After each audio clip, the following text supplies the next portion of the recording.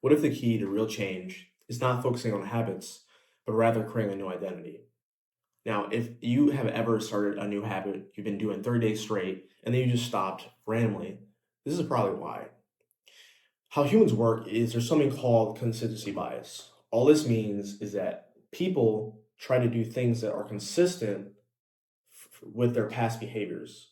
So what happens is if you don't change who you are as a person, you're inevitably going to go back to who you were originally.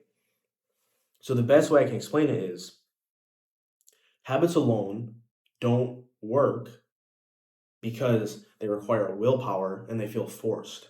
The whole purpose of the brain is to use the least amount of energy as possible, right? Because that's a survival mechanism. So, with that being said, we need to figure out a way where it feels more natural. So, how we do this is by creating new identities. Instead of focusing on the actions, focus on the person that you need to become in order for those actions to just feel natural. Best way I can explain it is with me personally. So for the longest time, I used to tell myself I need to work 10 hours a day. So that became my new habit, if you will. So it's like, okay, so the new habit is I want to take 10 sales calls a day. Guess what happened?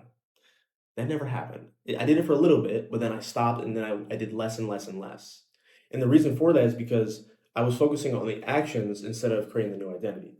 So the new identity I adopted is I'm a top producer. That's the label I became, even though I'm not yet. Now, what happens is when you tell yourself, I am a top producer, you now act in the ways in which a top producer would. Now, after you give yourself the new identity, you can't just tell yourself, I'm this, and that's it. Because an affirmation without evidence is complete BS. Because your brain won't believe it. Best way I can explain it is like this. If you're someone that's overweight and you're like, I don't go to the gym, I don't eat healthy, and you then tell yourself, I'm a healthy person, even though you look exactly the same, guess what? Your brain is going to know you're lying to yourself and it's not going to last. So, what you need to do instead is tell yourself, I'm a healthy person because I take walks every day, because I have been starting to eat more vegetables.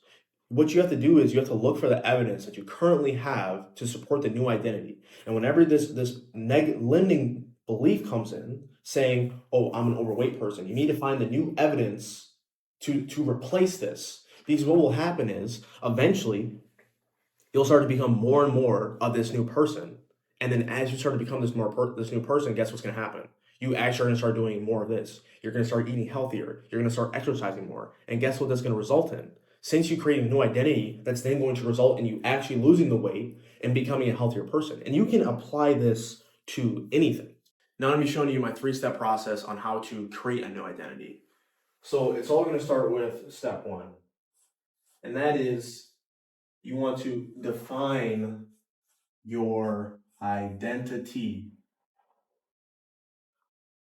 So, an example, define your identity. You can say something like, I'm disciplined, I finish what I start, or I am a top producer, or I am someone that takes care of my health, I am a great parent.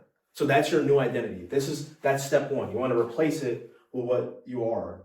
And then from here is step two, and that is you want to take small reinforcing actions. So what does this mean? Okay, so going back to the fitness example, because that's the easiest one to do. So you now say your new identity, starting with step one, is I am a healthy person. Okay, so what are the small steps that a healthy person would do? Well, a healthy person would always have vegetables on their plate. A healthy person would take walks. A healthy person would go to the doctors. So you now want to do is you want to, if you have evidence, things that you're already doing that are currently healthy, you now want to say, I'm a healthy person because I go to the doctors. I'm a healthy person because I do this and I do that. You're now finding evidence to support what you want to become more of. And then from there, it's then going to come down to the third thing, which is you're going to want to use affirmations. Now, by affirmations, what I mean when I say that is you want to like kind of visualize what you want to become. But this is why it's so important you follow the step. After you define it, you want to find or take the step you already have to become that thing. You then want to visualize or tell yourself the thing that you are. So what happens is, instead of telling yourself, I'm overweight, tell yourself, I am a healthy person because of X, Y, and Z. What you'll be doing is you'll be getting rid of your own self-doubt. So you'll be realizing more and more that you are that kind of person, which will then result in you doing more actions to become like the new identity that you want to become. And then lastly, these are some common concerns that tend to come up. The first question is, what if I fail? Who cares if you fail? That's the whole purpose of creating a new identity. Because when you change your identity, you can't fail because you will always want to act in a way which is consistent with your behavior. As soon as I tell myself I am a top producer, guess what? Even if I start to fall off the bandwagon, since I am a top producer, I'm going to do the actions that a top producer does. I'm going to do more than what's expected of me. I'm going to watch more trainings. I'm going to take more calls. I'm going to spend more time refining my skills. Because guess what? As soon as you tell yourself what you are, as soon as you create that new identity, you will always try to do more and more to become it. Because we have to remain consistent with our behavior. And then from there, it's like, can I change multiple identities at once? The short answer is yes. However, what I found is you're much better off focusing on one thing at a time.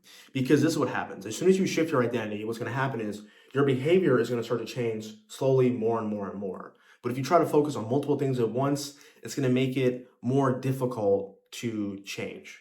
The best way I can explain it is the one who chases two rabbits catches none. The one who chases one obviously is going to catch the rabbit. So same principle here. Focus on changing one identity at a time. And then once you become that new person, then try to change other parts of your life.